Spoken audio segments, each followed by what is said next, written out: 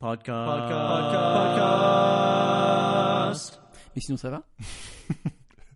Si je te réponds assez, tu me dis quoi?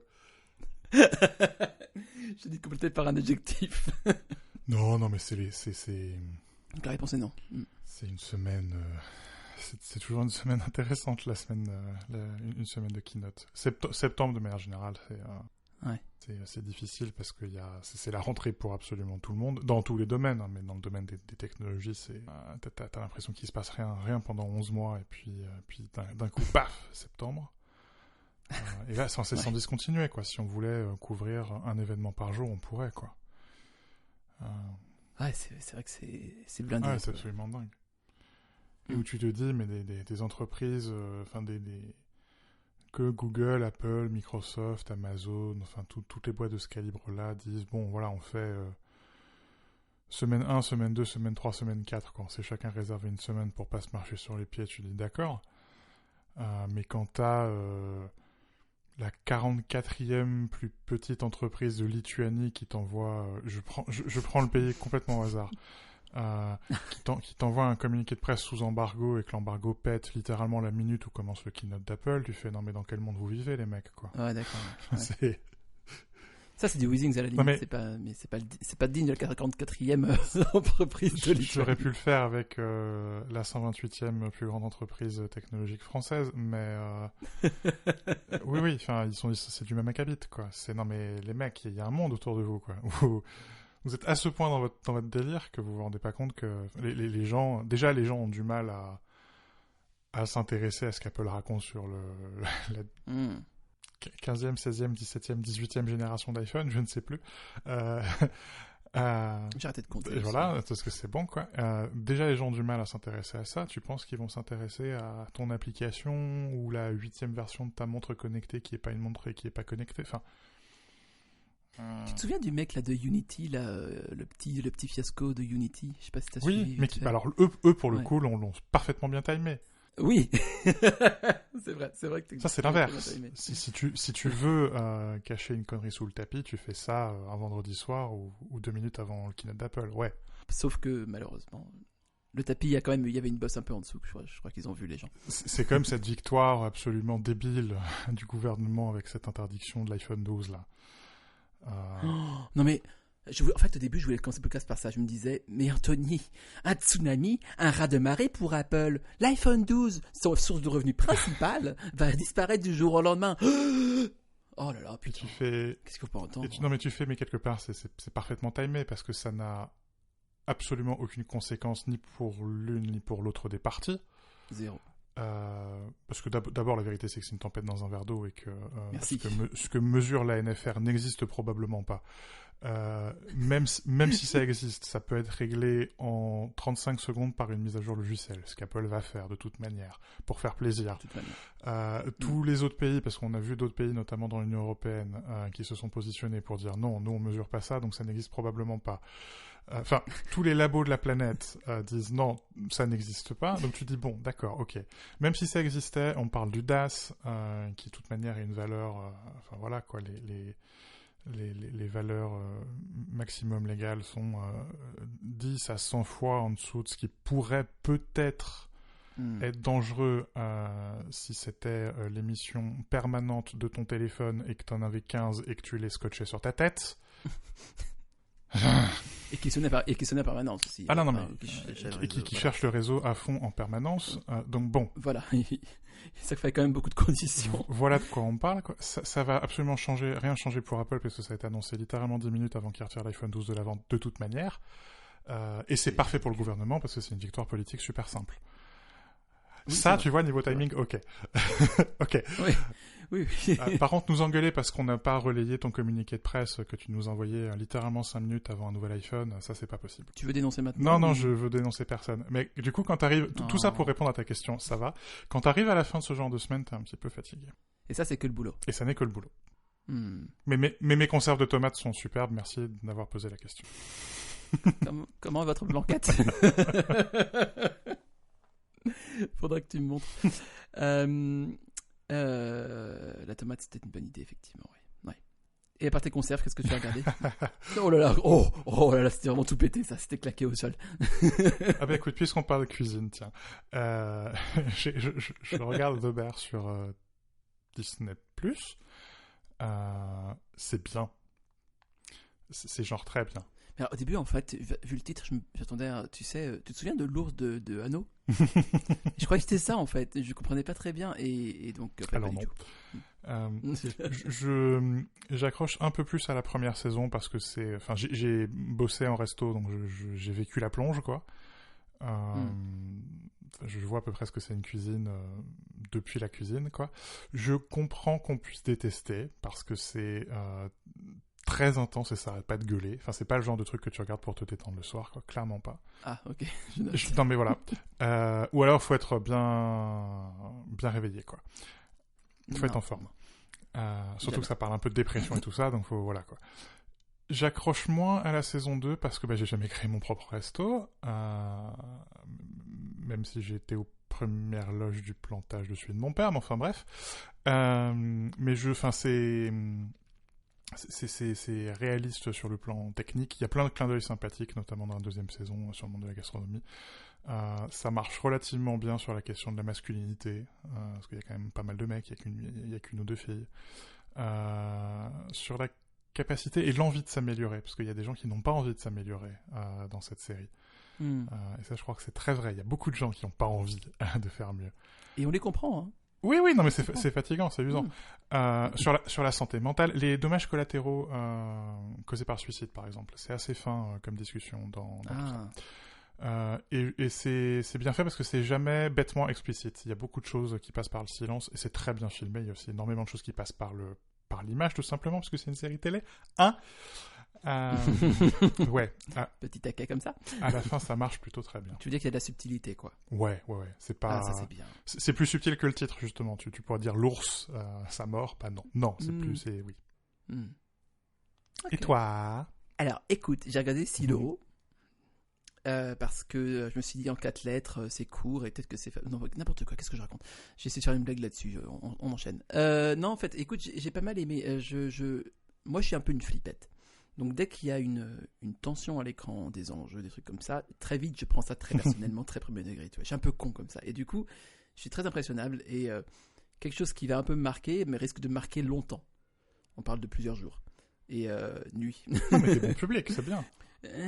Du coup, je limite quand même pas mal mon exposition à certaines choses. Tu vois, c'est ça aussi, quoi. Donc, dans Silo, tu vois, je crois que on n'est pas loin du niveau maximum de tension que je peux vivre. Et c'est pourtant pas grand-chose. Mais bon, voilà, c'est comme ça. On est fragile, on n'est pas rien. Oui, je parle de moi à la 3e personne. Du coup, j'ai beaucoup aimé les décors. J'ai été un peu agacé par le jeu de Rebecca Ferguson, que au demeurant j'aime beaucoup. Mais que j'ai trouvé un peu too much. Bon, après, c'est personnel. Globalement, j'ai trouvé que c'était vraiment une série Apple qui était... Enfin, que je trouve aboutie à peu près partout, quoi. Sur le fond, il y avait un malaise quand même certain sur la question du complot généralisé, bien sûr, parce que, il n'y a pas si longtemps, on avait des questions de complot généralisé dans nos familles, sur les questions du vaccin, des choses comme ça. Donc, forcément, c'est un petit peu... Ça te ramène un peu à cette discussion-là. Je trouve que l'univers est très chouette, mais je suis toujours un peu interpellé par les coutumes et les rituels fictifs. En général, je les trouve très faibles et importés de force dans un univers qui leur correspond pas. Je sais pas si tu vois ce que je veux dire. Sortez de bingo, vous cochez la case Arnaud est catholique. Non, mais c'est important, tu vois, que les choses sont enracinées. Tu vois ce que je veux dire. Et là, c'est comme si c'était des humains pas tout à fait humains. Parce que c'est ça que ça veut dire. C'est qu'on filme des gens qui sont dans un univers, tout ça, fermé de ça. Forcément, il y a des us et coutumes qui se développent, qui sont endémiques, qui sont idiosyncratiques, je sais pas quel est le terme, mais voilà. Et en fait, non, ça marche pas. C'est pas des trucs... Personne ne ferait ça avec un cerveau normal, en fait. C'est juste des trucs trop fictifs. Et il y avait le même problème dans la terrible, atroce, dégueulasse série qui s'appelle Les Anneaux de Pouvoir, que je déconseille absolument tout le monde de regarder, et où les rituels sont vraiment forcés au chausse-pied, et de manière, du coup, pas loin de l'idéologie, quoi, dans un environnement qui leur correspond pas. Ils sont vraiment déracinés. Et sans J'avais lu le premier bouquin de la série, qui, si je dis pas de conneries, est un truc qui au départ était auto-édité. Oui, tout à fait. C'est un truc Kindle. Et je suis pas allé plus loin que le premier bouquin, et je sais que je ne regarderai pas la série, en partie pour le même argument, qui est le côté très... D'abord, je suis de plus en plus mauvais public pour la science-fiction et la dystopie. Je comprends. Parce que la réalité a dépassé la science-fiction. Oui. On vit dans un moment millénariste, dans un moment proprement apocalyptique, et j'ai pas besoin de m'en remettre dans la tronche en rentrant le soir, quoi. D'abord ça. Et je trouve que le bouquin, notamment sur justement qu'est-ce que c'est que ce silo, qu'est-ce qu'il y a en dehors du silo, qu'est-ce que c'est que la réalité, qu'est-ce que c'est que la fiction, qu'est-ce que c'est que la religion, quoi. J'ai trouvé ça un peu plat, quoi, tu vois, un peu... Enfin, tu sens les ficelles, quoi. Tu sens le mec qui a construit son monde, qui a lu de la science-fiction, qui sait comment ça marche. Il y a un peu un côté Lego, quoi, tu vois. Oui, je dois faire ça, je dois dire ça pour que ça marche, on agit sur tel ressort, Donc voilà, quoi. Je comprends complètement le succès, parce que c'est... Par ailleurs, le bouquin est relativement bien écrit. Ça arrive. Hors antenne, il m'a jugé sur mon usage des assez et des peu et des relativement. Donc, mais donc, c'est fort bien écrit. Non, enfin, on voit le mec qui a bossé son truc et qui s'est donné les moyens que ce soit un succès, quoi. Mais du coup, je trouve ça, j'ai trouvé ça un peu artificiel, quoi. Oui. Oui, je vois très bien ce que tu veux dire. Et ce que tu dis aussi sur le côté de la réalité a largement dépassé la fiction, je suis d'accord. Je crois que c'est peut-être pour ça aussi, les faits divers, tu vois, me terrifient au même niveau qu'une série, tu vois, qui aurait un thriller. Donc, je me dis, c'est bon, il y a déjà assez de ça dans les journaux, je travaille dans un truc qui fait de l'information H24, j'ai assez de gros titres comme ça qui m'envahissent, ça suffit, tu vois, c'est bien. Non, mais c'est pour ça, là, en ce moment, par exemple, je regarde Young Sheldon, qui pour le coup doit être sur Netflix. C'est nul. Faut le dire, c'est nul. C'est une sitcom américaine, comme il y en a eu 1 milliard, qui n'a de justification de son existence que le fait que c'est une espèce de préquel de Big Bang Theory. Il y a le bashing habituel sur les enfants autistes. C'est nul. Tu sais quoi? C'est exactement ce qu'il me faut le soir quand je rentre, quoi. C'est tout. C'est très utilitaire comme manière de regarder la télé, mais c'est aussi pour ça que cet objet a été créé, quoi. C'est aussi un peu un outil, quelque part. Oui. Pour le meilleur et pour le pire.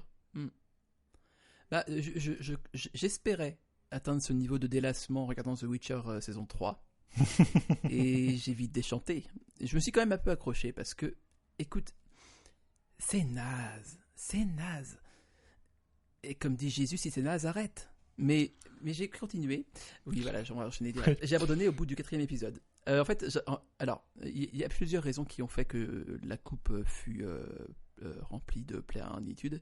C'est que les effets spéciaux, déjà, enfin, on ne sait pas pourquoi. Certains sont super et d'autres sont, mais genre, version AliExpress, quoi. Les lentilles dans les yeux, c'est incroyable. Il y a un épisode sur 2, non, même au sein du même épisode, t'as impeccable, on voit pas du tout là. De l'autre côté, tu vois un gros plan et tu vois le truc des yeux exorbités avec la lentille en plastique qui sort. Enfin, c'est très étrange. Il y a pas de cohérence, il y a pas de consistance en fait dans les effets. Et ça, c'était un truc vraiment très irritant parce que je pense qu'il faut quand même faire attention à ça quand on fait une série Heroic Fantasy, quoi. Et pour l'amour du ciel, il faut en finir avec les dialogues de millennials dans une série médiévale fantastique, parce que ça n'a pas de sens en fait. Que tu parles de comment dire, enfin je sais pas, les débats publics aujourd'hui ne peuvent pas être les mêmes par nature que les débats d'il y a 1000 ans, tu vois. C'est pas possible. La société a quand même un peu changé. La musique pop dans les séries fantastiques. Oh, mais tu es le barde, Papiti.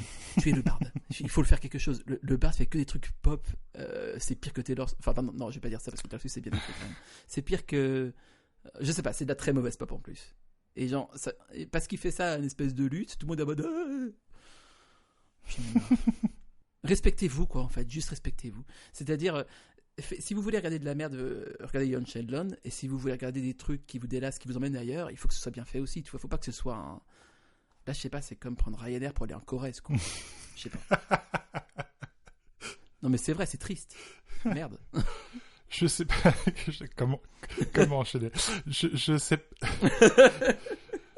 sais pas si c'est Ryanair pour aller en Corrèze. Je sais pas si c'est non, à Beauvais. Ouais. Pour partir de Beauvais pour aller... Tu vois ce que je veux dire? Ouais. C'est le genre d'expérience, quoi. Je sais pas si c'est regarder ou écouter, mais enfin au pire ça fera la transition. Hiromi, fantastique pianiste, a fait un Tiny Desk, fantastique émission de NPR, la radio américaine. Ah ouais, j'adore. Bon sang qu'elle est amusante. Elle bondit littéralement à chaque note. Il y a de la force physique, quoi. Et alors qu'en même temps, elle a un toucher pianistique incroyablement rapide et incroyablement précis. C'est-à-dire, elle est à la fois rapide et précise. C'est ce que je ne très, très inspirant. Ça donne vraiment envie de faire de la musique. Ah, c'est chouette, c'est chouette. Écoutez, du coup. Bah écoute, tout court. Qu'est-ce que j'ai écouté ? J'ai écouté It's Album Time, qui n'est pas un album récent. Tu m'as dit que ça avait 10 ans, c'est ça ? Comment ça se fait ? Qu'est-ce qui s'est passé, Anthony ? Qu'est-ce qui s'est passé ? De Todd Terje. Tu sais comment on dit ? Bah, non. Non. Ok. J'étais très surpris du classement d'Apple Music, qu'il met dans Electro. Du coup, je suis allé vérifier dans Rune. Rune dit Alternative Dance, Neo Disco et d'autres trucs. Et tout à la fin, il y a Jazz. Bah, je pense que ça a beaucoup plus de sens. Mais Alternative Dance, je découvre. J'avoue, je comprends. C'est comme, en fait, au début, pour imaginer un instrument qui n'existait pas, je disais harpe électrique. Mais ça existe, l'harpe électrique. Oui. Du coup, maintenant, je suis un peu gêné. Il faut que je trouve autre chose. C'est très bien. J'ai beaucoup aimé. Enfin, d'abord, j'avais écouté comme musique d'ambiance, comme ça, en fond. Et du coup, certains morceaux m'ont un peu attiré l'oreille. J'ai écouté avec plus d'attention. Et en fait, ce qui est vraiment impressionnant, c'est assez rare pour le signaler, c'est que c'est un des albums que j'écoute toujours intégralement, sans passer un seul morceau. Tout s'écoute vraiment tout seul, s'enchaîne parfaitement bien. Et puis la virtuosité, quoi. Je suis un peu plus attentif à la virtuosité depuis deux certaines nuits d'été à Paris, dans un caveau, où j'ai écouté 2 groupes virtuoses. Et je la découvre un peu autour de moi maintenant, je fais plus attention, quoi. Et je connaissais pas Monsieur Terje, et je suis très reconnaissant que ce genre de recueil de musique qui est solaire et dansant, dirais-je, existe, tout simplement. J'ai écouté un truc, je sais pas comment le dire autrement, Astral Planes du Peace Flag Ensemble. C'est le... Je viens de comprendre le jeu de mots entre planes et planes. Ouais. Okay. Oui, wow. Et c'est le deuxième ou troisième album, et du coup je suis revenu sur leur précédents albums ensuite. C'est du jazz cinématique. Tu vois, il y a un côté... Je me vois très bien, alors que je conduis pas, mettre ça à fond dans une grosse BM sur l'autoroute à 4h du matin. J'aime beaucoup. D'abord parce que c'est un groupe qui vient de la Saskatchewan, qui a été mon terrain de recherche pendant mon mémoire d'histoire.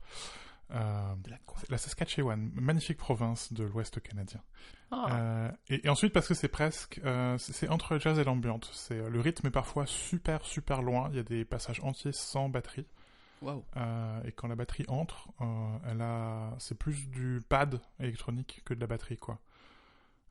Où il y a un côté, c'est plus là au fait on est allé trop loin on a trop décousu le rythme, hop, il faut le remettre. Mais ouais, ça fera vraiment une super soundtrack de road trip nocturne, quoi. J'ai bien aimé. Ok, c'est planant. C'est assez planant, ouais. Ouais, ok. De mon côté, j'ai tenté d'écouter 10,000. Non, parce que je vais être honnête avec vous, auditeurs au singulier. 10,000 Gex de 100 Gex. En plus, de faire des maths. Écoute, non, c'est un grand nom. Hein. Qu'est-ce que je te dis ? Il paraît que c'est un peu les... Attention, phrase à pas dire avec un biscuit dans la bouche. C'est un peu les papes de l'hyperpop. Ce qui confirme que ce genre n'est pas pour moi. Sans doute parce que, je sais pas, ce que je vois, en tant que personne tout à fait ouverte à la nouveauté, c'est que c'est un mouvement très intense, très violent, qui digère la réalité littéralement, parce que ça transforme les voix, ça transforme les instruments. Il n'y a plus rien de ce qui est organique ne subsiste là-dedans. Tout est reprocessé et remâché pour restituer quelque chose d'autre. Il y a Arca dans la même mouvance, que je déteste aussi, et je trouve aucune joie là-dedans, même pas la joie un peu barbare, tu vois, qui peut animer certains trucs un peu violents, tu vois. Non, là c'est juste soit au mieux c'est un peu désespéré de manière existentielle, soit au pire c'est une manipulation un peu odieuse de l'auditeur, quoi. Mais voilà, je peux pas. Non. J'ai essayé. T'as beaucoup moins de chance que moi ce mois-ci. Je suis tombé, c'est un peu le hasard de les avoir ajoutés dans Rune, mais New Future Radio de Damon Locke et Rob Mazurek, et puis World Music Radio de John Baptiste. Ah oui. Sur lequel il y a un featuring de Lana Del Rey, donc forcément, c'est pour ça qu'il dit ah oui. Oui. Bah oui. Et les deux albums sont structurés comme des collages de morceaux, mais chacun dans un genre complètement différent. Le premier, New Future Radio, un peu comme si on avait volé une mixtape. Et puis World Music Radio, c'est vraiment fait comme une émission de radio un peu décousue. Et je trouve que ça marche bien, c'est vraiment le hasard, quoi, d'avoir les deux. Celui de John Baptiste est peut-être un peu moins convaincant. Même s'il y a un morceau acoustique, Butterfly, qui est une espèce de berceuse qu'il a composé quand sa femme a fait une rechute de leucémie. C'est mignon comme tout. Il est possible que je l'ai écouté pendant des heures en boucle. Et il y a donc un cœur. Il y a donc un cœur. Derrière ce micro. L'autre, New Future Radio de Locke et Mazurek, les types bossent ensemble depuis 50 ans, mais ils n'avaient jamais enregistré en duo. Et donc lui pour le coup est un peu plus fin. On sent qu'ils se connaissent par cœur, quoi. C'est une musique un peu plus fragmentée, mais il y a toujours des rythmes un peu afro-pop. Il y a toujours le même message autour de la communauté noire américaine. C'est vraiment quelque chose qui revient beaucoup dans le jazz américain ces derniers temps. Je continue à être émerveillé justement par le ressourcement du jazz américain via la musique africaine, via la hip-hop. Dans le même genre, j'ai écouté Barcade Thunder Roar Out Lightning. Ça fait beaucoup de mots d'un coup. C'est pas évident là, j'avoue. Et c'est encore plus compliqué avec son nom parce qu'il s'appelait Christian Scott et il s'appelle maintenant Chief Chian Atunde Aduja, puisqu'il est devenu chef de sa famille amérindienne. Il abandonne dans cet album-là, il laisse tomber sa trompette et il utilise un instrument à cordes qu'il a fabriqué lui-même. Et où du coup il y a beaucoup justement d'inspiration. Enfin, il reprend énormément de choses de la musique africaine et il se réapproprie à la fois son identité, son identité créole métisse. Et en faisant ça, il ressource sa musique, et c'est quelque chose qu'on voit beaucoup dans le jazz américain ces derniers temps. Et ça fait avancer le jazz, qui était peut-être un peu figé aux États-Unis, alors qu'il avait beaucoup avancé en Europe. Et c'est assez passionnant de pouvoir écouter ça semaine après semaine, mois après mois, et de voir comment la musique bouge. C'est ça qui est intéressant, c'est que non seulement il y a un retour aux sources, mais en plus, derrière, un enrichissement par ce retour aux sources, et du coup, la création d'une une augmentation. En fait. Ouais. Puis il y a pas mal de gens qui disent voilà, le jazz c'est une musique intello, une musique un peu figée, et on oublie que voilà, les standards de jazz aujourd'hui c'était la pop des années 20 et 30 qui a été jazzifiée. Le songbook américain c'est les hits de Broadway des années 20 et 30, quoi. Et tu te dis pourquoi ça continuerait pas, pourquoi aujourd'hui on prendrait pas la musique des Beatles, Lana Del Rey, Taylor Swift, et on n'en ferait pas les nouveaux standards de jazz, quoi. Pourquoi pas, ou la hip-hop, parce que ça a du sens. Surtout quand tu vois la couleur de peau de la plupart des joueurs de jazz américains, ça aurait du sens qu'ils aient cherché plutôt leur musique, quoi. Et c'est ce qu'ils font. Et ils le font de manière presque politique, quoi. Et je crois que c'est bien, parce que c'est aussi de la politique, la musique, bordel. Ils ont un truc à dire, et ils le disent par la musique, c'est bien. C'est à nouveau de l'art, quoi. C'est pas juste justement de la musique d'ascenseur ou de la musique de restaurant ou ta pop que tu voulais te mettre pour travailler, quoi. Oui, c'est sûr que ça mérite un peu mieux que ça, quoi. J'ai écouté aussi, de mon côté, et c'est intéressant que tu parles de jazz, je vais te dire pourquoi, le dernier album de Nothing But Thieves, qui s'appelle Dead Club City. C'est un peu ce que Muse et Coldplay auraient pu être, je crois, s'ils étaient recréés aujourd'hui et fusionnés aujourd'hui, je pense, dans l'ampleur, dans l'envergure du son, tu vois, et dans l'énergie aussi. C'est très pop, mais c'est pas que pop, et tu sens, enfin le chanteur est vraiment incroyable. Il a une voix, qui me sidère, et avec une énergie, une versatilité, qui transcende le style, quoi. Et déjà, je pense vraiment qu'ils pourraient jouer ce qu'ils veulent et que ça marcherait quand même plus ou moins bien, mais ça marcherait. Et que, en fait, ce qui est intéressant avec le chanteur, c'est qu'il imprime un peu sa patte dans les compositions, tout ça, et qui chante naturellement. Donc forcément, qui est l'élément le plus reconnaissable immédiatement des morceaux. c'est qu'il a cette culture. Enfin, son père est dirigé une chorale gospel. Enfin, il a beaucoup de soul dans l'ADN, ce genre de choses, et il restitue tout ça de manière un peu musique de stade, mais tu sens les inflexions quoi, tout en permanence. Et je sais pas, c'est très bizarre, mais c'est très métissé pour un petit peu. Je sais pas comment dire. Mais ça vaut l'écoute. Je pense que c'est intéressant. L'album lui-même, je trouve, peut-être un peu simple. C'est-à-dire que les musiques sont un peu, enfin, tu vois, c'est des trucs un peu attendus, c'est formulaïque, quoi. Mais quand tu te penches sur le son, sur la voix et tout ça, enfin, tu vois un peu plus la richesse de l'univers. Et je pense que l'album précédent était peut-être plus intime, mais celui-là, enfin, clairement fait pour cartonner dans les bacs et tout. Mais il y a une, enfin voilà, ça me fascine vraiment. La virtuosité encore une fois, mais aussi tout le background que tu sens derrière. À propos de pop, j'ai quand même écouté le nouvel Olivia Rodrigo. T'en avances. Soniquement, c'est pas possible. C'est dommage parce qu'elle a un joli grain de voix. Non, mais c'est un pur produit. Je crois que c'était chez Libé où je lisais Disney Punk. C'est bien dit. C'est tout à fait ça, quoi. Merde. C'est affreusement, merveilleusement bien calibré. C'est tout le génie, c'est tout le problème. Et je parlais de ressourcement et puis on parlait de pop. Il y a Going Home. T'avais écouté Closer de... Oui. C'était Arne Janssen et Nils Vulker. Oui, j'allais dire Nils Fram, mais non, c'est un autre Nils. Et donc là, c'est Arne Janssen et Stefan Braun. Et c'est des reprises de Dire Straits. Oh. Et le truc qui est marrant, c'est que donc il y a évidemment une guitare électrique, il y a une contrebasse et c'est tout. Oh wow, ok. Et ça marche étonnamment bien, surtout la contrebasse qui du coup, tu pourrais te dire, puisqu'il y a pas de batterie à la contrebasse, c'est la section rythmique. Mais en fait non, c'est souvent la mélodie, la contrebasse. C'est super étonnant. J'ai réécouté ça un soir de canicule là, quand on a eu la vague de chaud de septembre. La fameuse habituelle. Au fond du canapé, c'est assez hypnotique. Waouh. Dire Straits, guitare électrique et contrebasse, ça marche plutôt bien. Ouais, j'aurais pas tenté le bingo, tu vois. Mais c'est intéressant. Ouais, pardon. Contrairement à Olivia Rodrigo, qui soniquement, tu sens que t'es dans ta tête quand t'as tes écouteurs, et que c'est même 2 cm autour de ton nez, quoi. Là, il y a un côté, le son est ample, le son est large. Encore une fois, quoi, le côté est très cinématique, très, t'es sur la route, quoi. Ça donne envie d'y aller, quoi. Olivia Rodrigo, non, je comprends pas. Compressé à mort, c'est terrible. Ça, c'est terrible, effectivement. Alors qu'elle a un grain de voix, bordel. Elle a vraiment de quoi faire. Hein. Vocalement, c'est pas mal. Hein. C'est pas mal. Non, c'est dommage. Mais bon, écoute, c'est Disney, quoi. Mais écoute-le, je suis curieux d'avoir ton avis. S'il te plaît. J'écouterai. Lire alors. Qu'est-ce qu'on a lu Alors.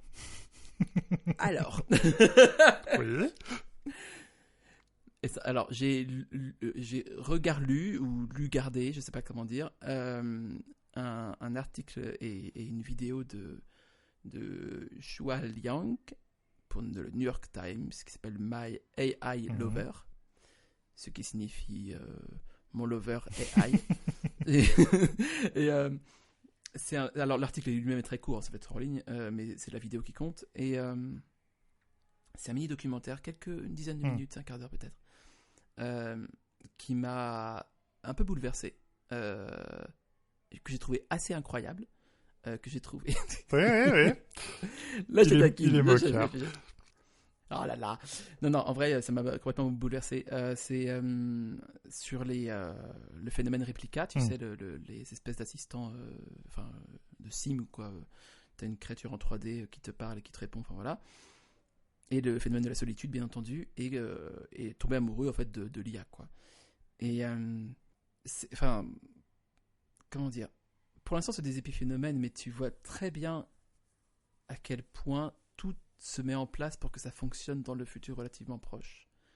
Que la solitude est un vrai problème au fur et à mesure qu'on avance dans l'histoire, j'ai l'impression, en tout cas actuellement, et qui se pose de plus en plus à des âges jeunes, sans compter évidemment le vieil âge, et que la technologie semble apporter une espèce de doses, un peu comme tu sais, des microdoses quoi, de connexion et auxquelles on devient accro, quoi, tout simplement. Et non, c'est la vidéo elle-même est très touchante, sans aucun jugement et tout. Mais ouais, je sais pas, je crois que c'est un peu trop émotionnel pour moi pour que je puisse vraiment réfléchir clairement là-dessus. Mais je serais curieux d'avoir ton avis justement à l'occasion. Je me faisais la réflexion, j'ai pas vu la vidéo, j'ai juste lu le bout de texte qui va avec. Je me demandais si c'est pas un peu comme les fanfics, où en fait, on aime se raconter des histoires, les humains. Et où on a remplacé, avec l'urbanisation, on a remplacé la communauté du village par une communauté globale. Enfin, c'est fou parce qu'on est à la fois dans des villes où on est vraiment des individus, quoi, et on est... tu peux à la fois avoir une très grande densité d'humains au kilomètre carré et en même temps zéro organisation sociale, zéro... justement, être dans une très grande solitude avec plein de monde autour de toi. Paris, bonjour. Voilà. Et en même temps, on a un réseau mondialisé qui nous permet de trouver nos semblables, y compris à l'autre bout du monde, quoi. Et donc, on est capable d'être... je me mets là-dedans, quoi. Je connais personne à Lyon, alors que ça va faire 15 ans que j'y habite. Et toutes mes amitiés sont médiatisées par le numérique, quoi. Là, on se parle, toi et moi, avec un micro entre nous deux, on enregistre en QuickTime et on se parle avec FaceTime, quoi. J'arrive pas à trouver ça mal, quoi. Et, quoique, ça dépend des jours. Moi aussi, je peux être taquin. Je vois ça. Il est en forme. Mais enfin, on aime se raconter des histoires, quoi. Et quand on trouve pas son semblable, on se projette soi-même dans des personnages de romans. Et puis quand ça suffit pas, on finit par créer des personnages de romans, fanfic, où on devient auteur. C'est cette maladie psychique irrémédiable. Et puis maintenant qu'on a les IA qui, quelque part, permettent, quand t'as pas le talent d'être écrivain, te permettent de créer ton personnage de roman en étant un piètre écrivain. Bah t'y vas, quoi, et tu fais ta vie avec. Je suis pas certain que ce soit un truc d'une nature différente. Tu vois ce que je veux dire? C'est un changement d'échelle, quoi, mais pas de nature. Oui, tout à fait, je suis d'accord avec toi. Je pense que c'est un réflexe qu'on a tous naturellement, d'une certaine manière, et qu'on s'attache effectivement à la fiction, parce que, enfin, ça explique l'attachement aussi qu'on a à la fiction, je dirais, effectivement. Ce qui m'interpelle, c'est la facilité.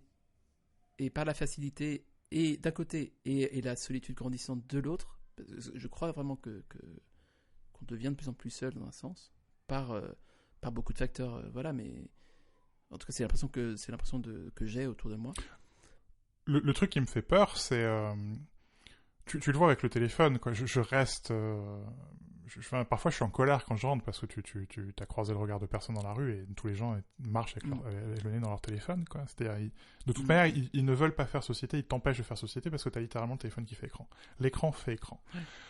Et ma question, c'est quand tu peux parler absolument tout le temps, y compris quand t'as pas d'amis au bout du fil, quoi, mais tu peux parler à la machine. Donc évidemment que ça fait écran, mais ça changera pas. Mais jusqu'à quel point ça t'empêche pas aussi de... C'est-à-dire, au lieu de te parler à toi-même. Alors ça me fascine comme sujet, tu peux pas savoir. Parce que j'ai un peu la même question sur la canalisation des énergies, si tu veux. C'est-à-dire que tout le potentiel émotionnel que tu peux avoir, que tu pourrais exprimer d'une manière ou d'une autre, ne serait-ce que déjà oralement, ou en tout cas ressentir plus pleinement, et qui est diverti, dans le sens vraiment détourné, par la musique, par exemple, qu'on écoute non-stop. On écoute des choses qui sont cathartiques directement, tu vois. On a un état d'esprit, on a la musique qui va avec. Et du coup, et vice-versa. Et du coup, ces émotions-là, on les vit moins peut-être à l'instant T qu'on a besoin de les vivre. Parce que les réserves sont épuisées, quoi. Tu vois, c'est cette espèce de... Les ressources elles sont quand même relativement limitées, je pense. Et du coup, enfin, toutes ces distractions, un petit peu, nous retirent, je pense que... Enfin, je sais pas ce que Si, mais par exemple, je me force à aller au travail sans écouter de podcast ou de musique. Exactement ça, voilà. Parce que c'est pas pareil de passer un quart d'heure à écouter un podcast ou de passer un quart d'heure où finalement tu vas te parler à toi-même. Je me parle énormément à moi-même de manière générale, mais c'est aussi un moment où t'es tout seul toi-même, quoi, et où privilégié. Et je suis fasciné, quoi, par les c'est pas que des gamins, mais par les gamins et les gamines qui même dans la rue, même quand ils marchent, on est dans leur téléphone, et ça veut dire qu'ils ont pas le temps de penser par eux-mêmes.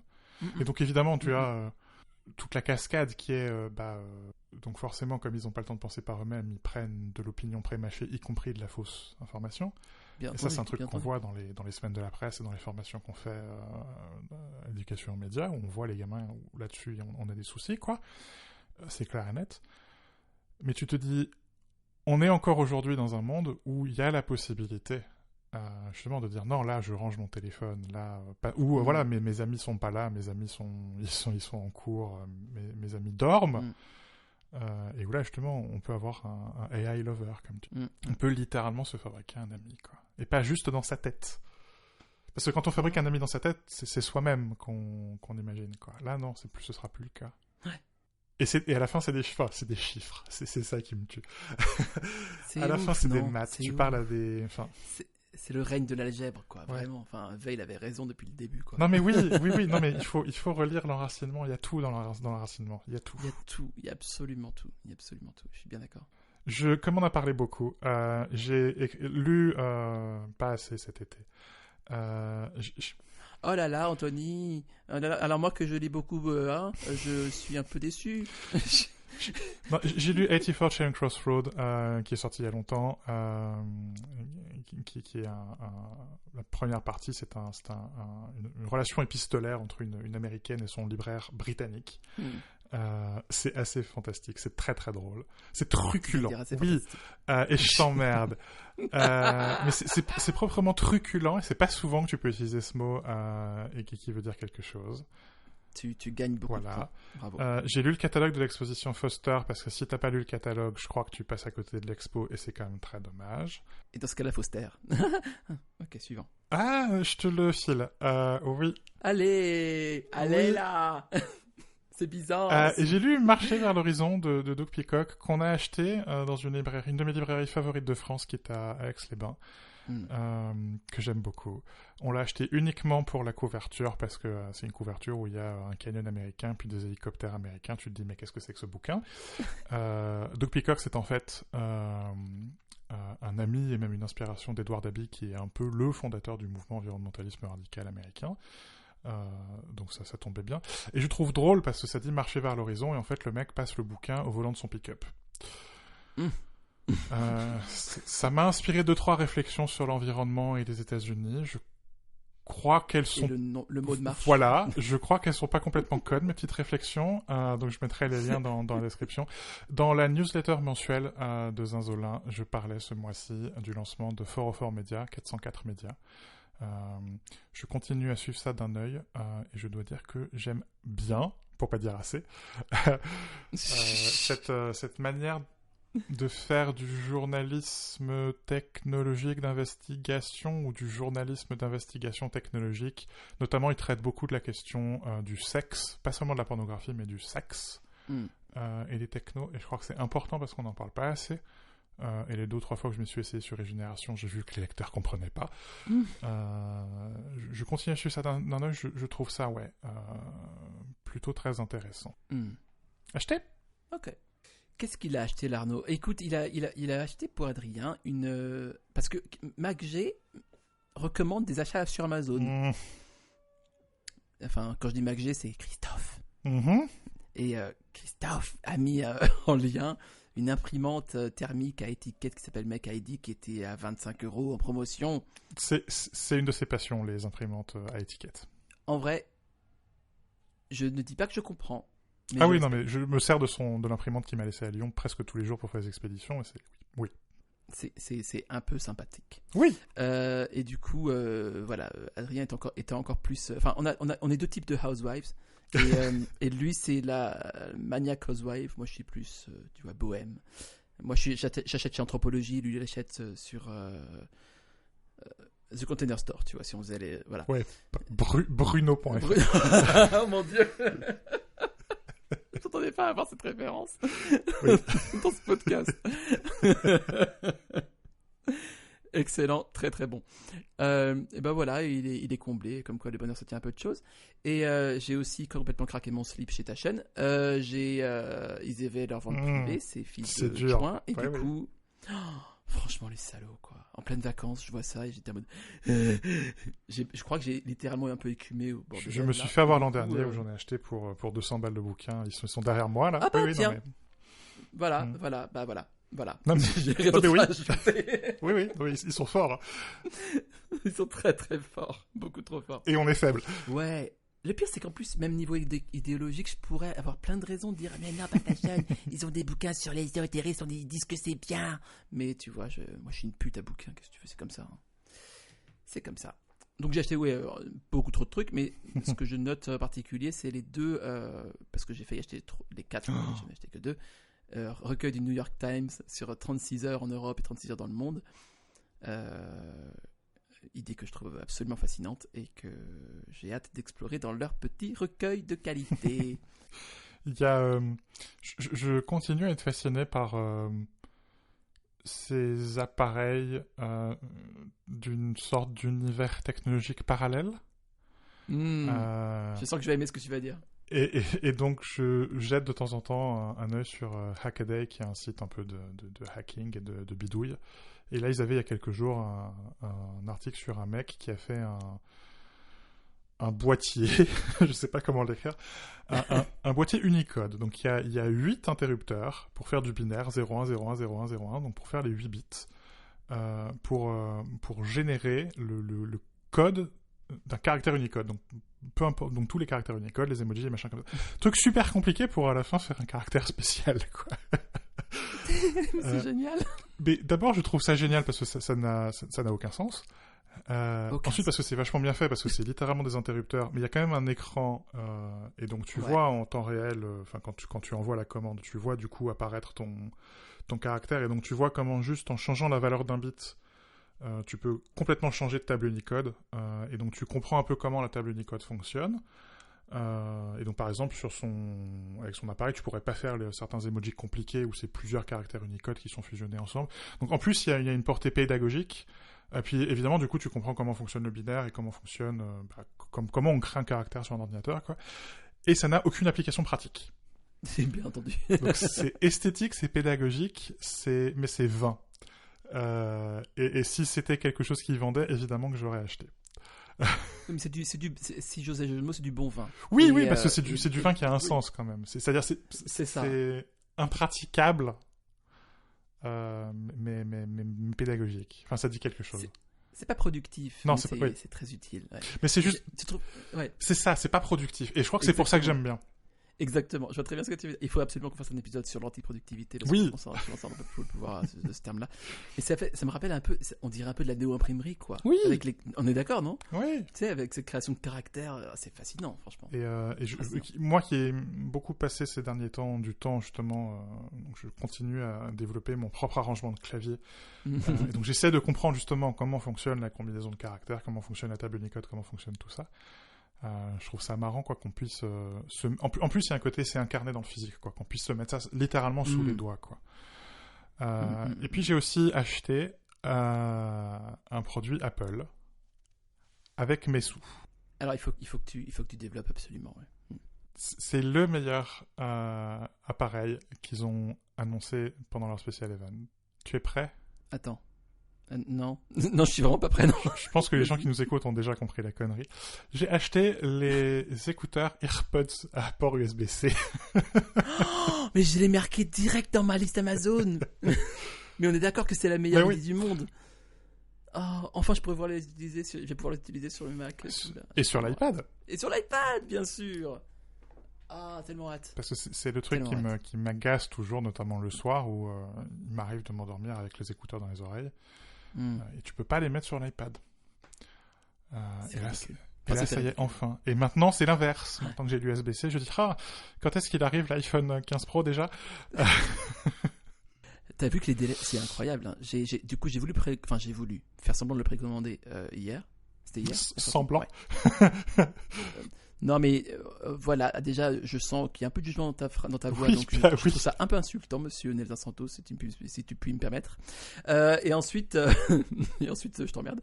Et du coup, le 15 Pro Max, genre, début novembre, quoi, la livraison. Ouais, mon appareil pro, je suis sur un cycle de renouvellement de 2 ans pour mon appareil pro. J'ai plus d'appareil perso depuis longtemps. Et je vais finir par passer à 3, voire à 4 ans. Mon appareil pro, donc, qui sera un 15 Pro Max, parce que cette année, j'ai pas le choix, il faut tester l'appareil photo Titane naturel. Titane naturel, je sais pas s'ils en ont pas fabriqué assez ou si c'est beaucoup demandé, mais enfin, je serai servi 2 semaines après mes collègues. C'est tellement chelou. Début octobre. Ça a tout de suite dérapé, quoi, dès le premier quart d'heure. Est-ce que c'est parce que... Du coup, oui, parlons-en un petit peu quand même, voilà, histoire de... Non, t'as envie. Est-ce que... Oui, un petit peu. En fait, parce que, bon, forcément, moi, je me disais, Arnaud, avant de racheter un nouveau Mac, attends la M3. Et oui, arrête. Je suis. Mon meilleur titre depuis longtemps, les Mac M3, pas pour 2 M1. C'était nul, mais j'assume. J'ai beaucoup pensé à toi en écrivant cet article.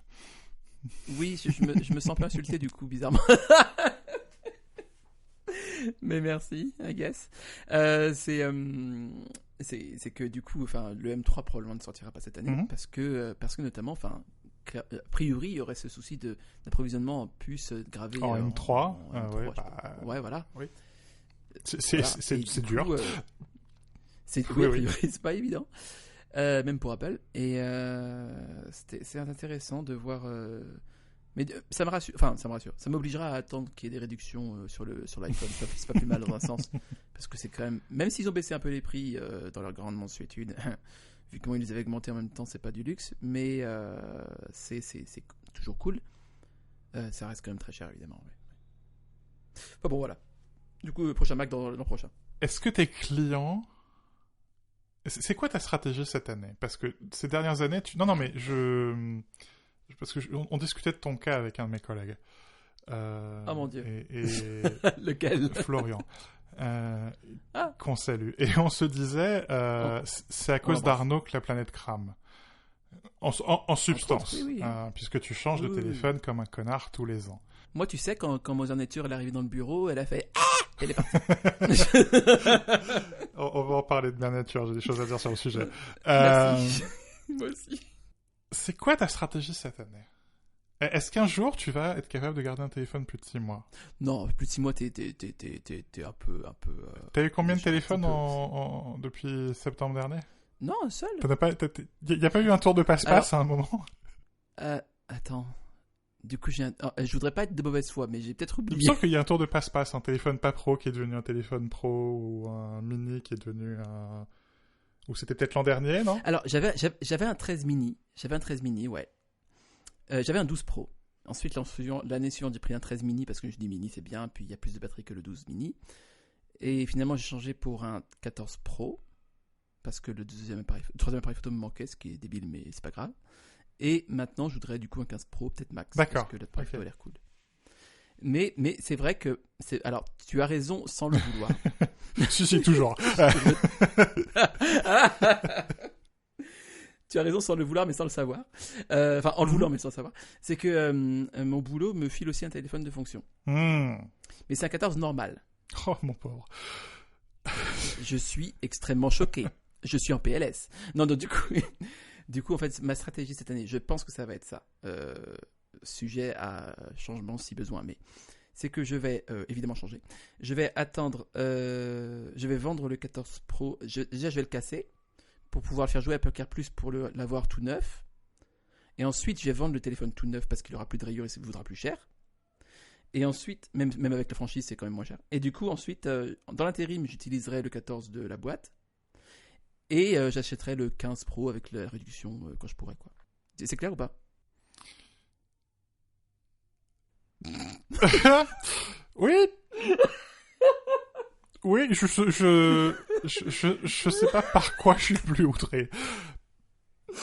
Je vais faire de l'abus de bien social en utilisant mon téléphone pro, je vais faire une fraude à l'assurance avec mon téléphone perso, ou je vais continuer à cramer la planète en changeant de téléphone tous les 6 mois. Je sais pas ce qui me choque le plus. Mais ce que tu dis n'a pas de sens, parce qu'Apple recycle absolument. Oui. J'arrive pas à faire la phrase correctement, tellement c'est pas sérieux ce que je dis. Oui, effectivement. Alors, je vais être tout à fait honnête avec toi, encore une fois, parce que je l'ai été à l'instant. Je suis désolé de l'avoir été un petit peu, du coup. Mais j'ai hésité à changer, j'avoue. Je suis pas... Genre, je pensais être vraiment hyper motivé pour changer de téléphone. Et en fait, je le suis pas plus que ça. Donc, il y a quand même une chance non négligeable que je change pas cette année. On verra, en fait, selon... Parce que je sais aussi comment est mon budget. Hashtag négatif. Tout le temps. Du coup, je verrai aussi à l'instant T, tu vois, ce qui se profilera, quoi. Pour l'instant, j'ai cette stratégie en tête, mais rien ne dit que je t'assurerai, en fait. C'est purement hypothétique pour moi. Mais de fait, j'ai quand même un téléphone qui sert à rien, quoi. Je veux dire. Ouais, justement, je suis très curieux de voir dans quelques mois, parce que quand t'as un iPhone, le truc le plus logique, c'est de mettre 2 SIM dessus, quoi. Ah bon? Enfin, j'ai 2 numéros dans mon iPhone, quoi. J'ai un numéro. Ah ouais? J'ai un numéro poubelle qui est le numéro pour les livraisons.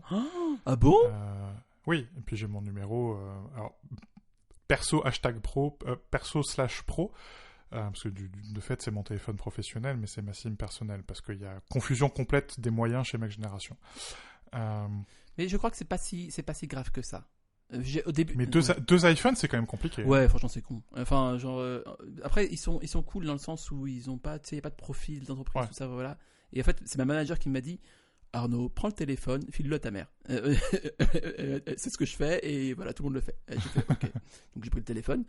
Mais c'est quand même un peu chelou. J'en préférais avoir l'argent direct, quoi. Oui, non mais oui. Je sais que de toute façon, je peux vendre le 14 Pro sur Back Market, tu vois, sans problème. Mais ouais, j'hésite encore. Hein. J'attends un peu de voir combien de temps ça me prendra pour avoir les réductions. Est-ce qu'elles seront intéressantes ou pas? Est-ce que j'achète pas l'iPhone au Japon? Ouais. Parce que c'est moins cher là-bas aussi. À voir, quoi. Parce qu'il y a peut-être le Japon à la fin de l'année, ouais. peut-être aussi.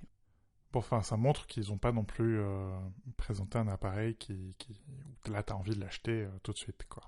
J'aurais envie d'acheter le Max, mais le problème du Max, c'est qu'il est très grand et je sais pas si je l'aimerais, tu vois. J'ai besoin d'aimer mon téléphone. Non, je comprends, c'est le souci que j'ai aussi. Ou je sais que je vais devoir prendre le Max parce qu'il va falloir tester le x5. Bien sûr. Ouais. J'ai pas envie de refaire le coup que j'avais imposé à Christophe avec le 13 qui est je teste le 13 Pro Max, on le renvoie, tu me prends un 13 Pro.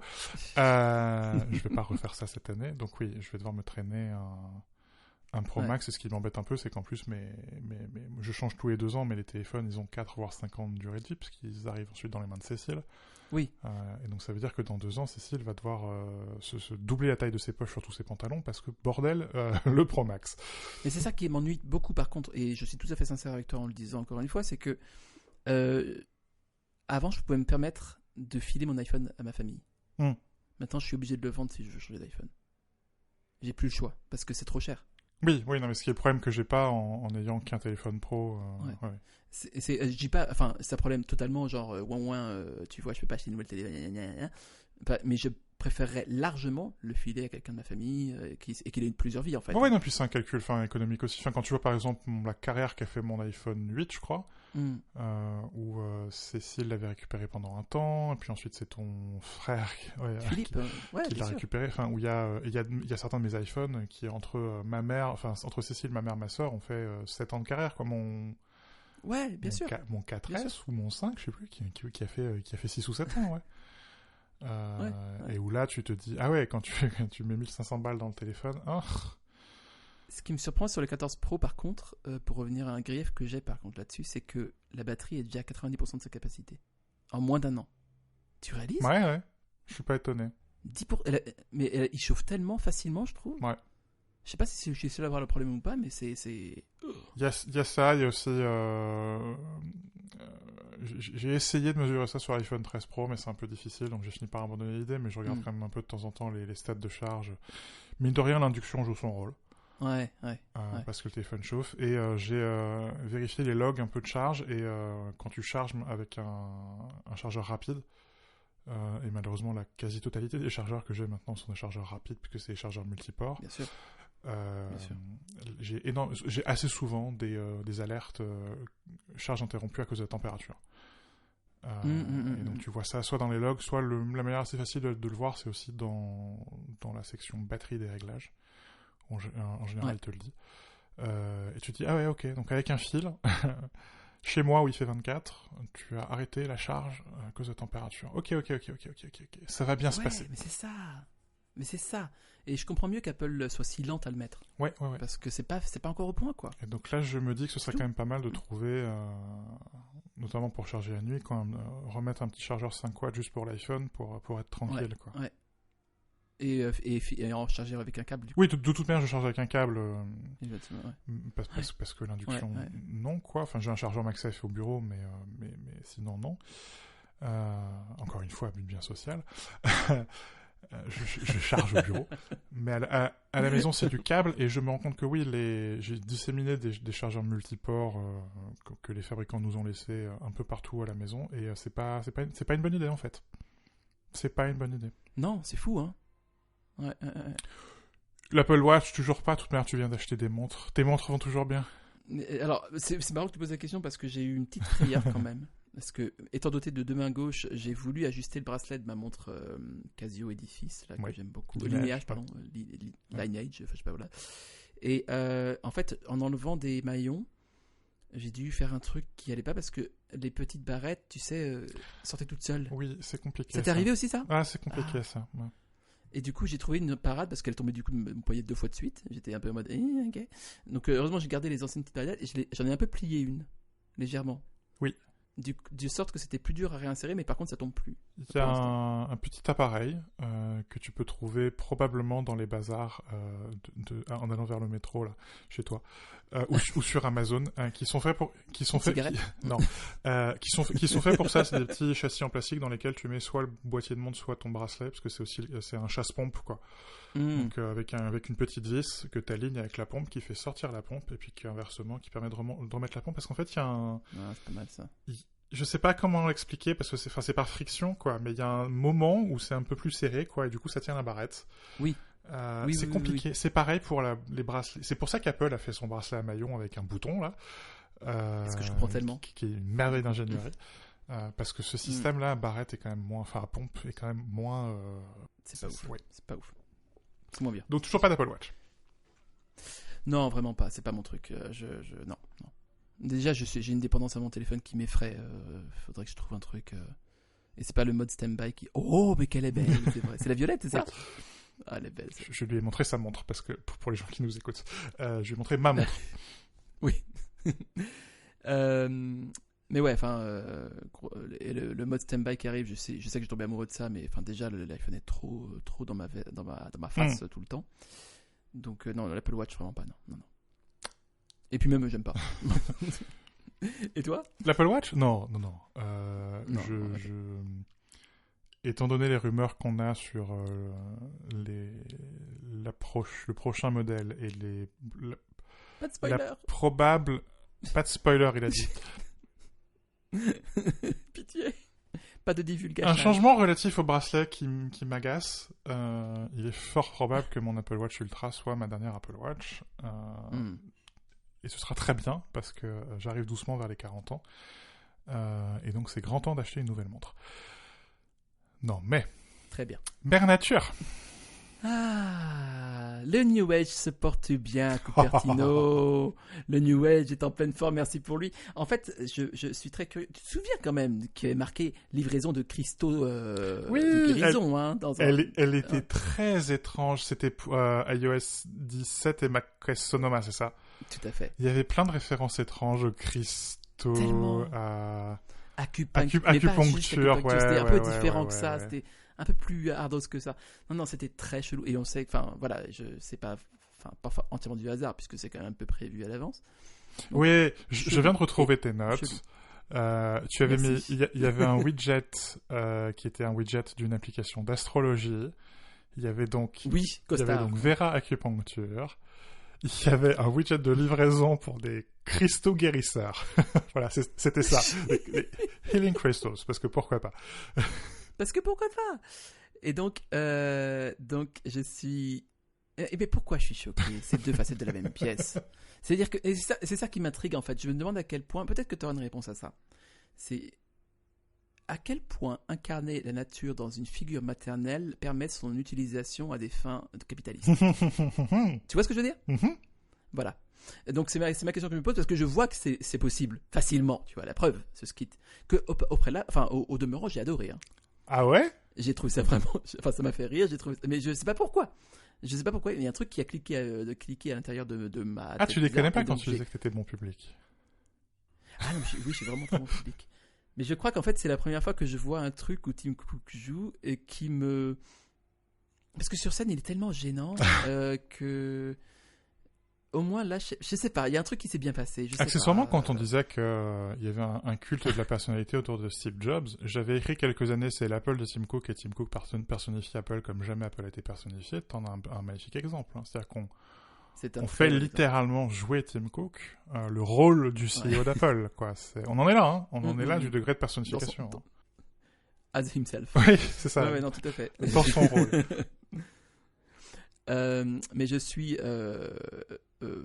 avis de public mis à part, tout à fait un mix entre outragé et horrifié enfin déjà la personnification de Mère Nature en soi m'ennuie un peu, mais en plus il y a quand même rien qui va, quoi. C'est moi qui dis ça, tu vois ce que je veux dire ? Genre c'est quand même pas... Non, j'ai écrit un papier sur MacG où je disais Apple lave plus vert que vert. Très bon papier, très très bon papier. Et les commentaires l'ont remarqué. Je me méfie toujours de ces compliments parce que le jour où je me mettrai à les croire, ce sera probablement le jour où j'arrêterai d'écrire. Tu fais de rares très bons papiers. Globalement, ça va. Globalement, c'est bien. Alors, le problème, c'est que, évidemment, comme tu sais mieux que moi, c'est qu'au royaume des aveugles, les bonnes sont rois. Donc, t'as pas une concurrence folle. C'est de pas base. vrai. Si, non, c'est vrai. C'est pas vrai. Il y a d'autres gens qui savent à peu près écrire sur la technologie et qui écrivent bien. Oui, mais ils sont 3. Oui, non, mais c'est ça que je veux dire. C'est qu'ils oui, sont peu. On n'est pas beaucoup, oui. Voilà. Et du coup, forcément, voilà. Numériquement, on en a. Mais ça, c'est un des grands papiers. C'est un bon papier. Parce que tu réussis ce que tu fais le mieux, qui est une pensée critique, détaillée, étayée, accessible et juste. Et ce que j'ai beaucoup aimé, c'est que tu tombes pas dans l'excès de tout le monde qui est soit entièrement pour, soit entièrement contre. C'est-à-dire que pour une fois, tu as de la nuance et tu es enthousiaste. Et je trouve ça relativement rare aujourd'hui, et c'est très dommage, parce que la tech fait de moins en moins d'enthousiastes. Tu vois ce que je veux dire ? J'ai l'impression que, évidemment, le monde va pas... Mais quand les choses sont intéressantes et valent la peine de s'enthousiasmer, il faut le souligner, et tu le fais très bien. Je n'aime pas lire les gens blasés, donc j'évite de l'être. C'est ce que tu n'es pas. Je pense dans ce papier, en tout cas, ça. Alors le problème que ça pose, c'est qu'il y a des sujets sur lesquels j'ai pas envie d'écrire et que parfois j'ai pas le choix, et où du coup ça a tendance à être du coup des papiers un peu acerbes, enfin des papiers où je me lâche un peu sur l'écriture et j'y vais à fond, quoi. J'ai quand même écrit un papier hier soir sur l'Apple Watch Madame 4%. J'avais envie de me foutre de la gueule de François Hollande, j'avais aussi envie de me foutre des gens qui vont fouiller dans les bases de données chinoises pour trouver des données qu'on aura de toute manière la semaine prochaine, qui intéressent absolument personne. J'ai écrit ça en 5 minutes sur le coin de la table et ça s'arrête là. C'est le revers de la pièce. Ce genre de papier, je suis aussi en train d'écrire un papier sur le cuir et probable bullshit d'Apple autour du Fine-Waven. C'est des papiers que j'aime bien parce que t'as beaucoup de data. Enfin, c'est à la fois très objectif et très subjectif. Il y a de la data qui est très objective. Il y a le discours d'Apple que tu mets face aux data qui est là aussi, c'est là aussi très objectif, et puis tu as la subjectivité. Je l'ai dit il y a quelques années, j'ai envie de mettre un peu de militantisme dans mon journalisme, et donc je me suis fait engueuler par mon patron parce qu'il y a une phrase où je critique les fondamentaux du système capitaliste, quoi. C'est bien. C'est bien que ça ait fait chier mon patron, quoi. Je pense que ça veut dire que le papier tape juste. Et si sur le papier, sur le cuir, je fais chier 3 ou 4 viandards parce que je leur rappelle qu'à la fin ils s'achètent de la peau morte de cadavre, ce sera bien. Ça voudrait dire que le papier tape juste. Mais il faut pas dire que ça, quoi. C'est un peu naïf de dire que le cuir c'est juste de la peau d'animal mort. Choqué, hein. Parce que oui, enfin. Oui, c'est ce qui est le cas. Si tu... Oui, mais si tu dis que ça, c'est un peu naïf, quoi. C'est bon, quoi. Oui. C'est un peu, ça fait un peu. Oui, voilà. Hein, c'est vrai. Il y a aussi des raisons objectives d'acheter du cuir. Il y a tout n'est pas forcément absolument noir dans le cuir. C'est ce que je m'attacherai à dire dans le papier. Enfin, tu vois, tu peux t'amuser un peu, quoi. Et ma critique de cette vidéo, c'est que justement, enfin, il s'amuse pas, quoi. Moi, je ris pas quand je vois cette vidéo, quoi. parce que je ne vois que... Enfin, c'est une pub. Non, mais oui, c'est une pub incroyablement longue. Ils en ont fait 2 versions différentes. Parce que la version qui est publiée sur YouTube n'est pas la même que celle qui est dans le keynote. C'est un peu plus long, non? Ouais, il y a une scène en plus. Il y a des gens qui ont écrit, et ça s'entend qu'ils ont écrit, hein, parce qu'il y a absolument tous les points de la doxa environnementale d'Apple dans l'ordre, quoi. Je trouve ça très drôle, quoi. Mais effectivement, j'avais pas forcément réfléchi à la personnification de la manager, parce que j'étais pas parti du tout là-dessus, mais j'aime bien ton argument. Je pense vraiment que c'est quelque chose... Enfin, le problème, c'est que j'arrive pas à aller plus loin que ça. Mais mon intuition, c'est ça. C'est que la